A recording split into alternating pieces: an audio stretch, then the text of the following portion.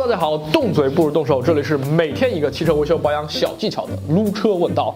我们今天先来看一下如何解决这位阿吉老哥的问题。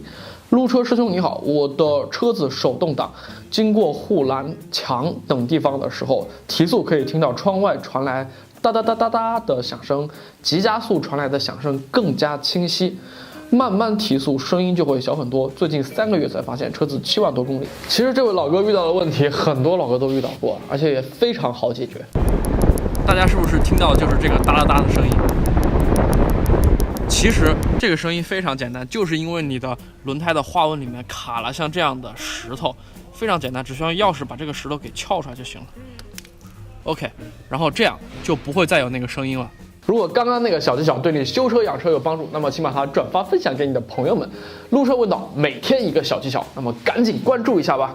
当然也不要错过我们每周3的撸车师兄主节目。我们明天再见，拜拜。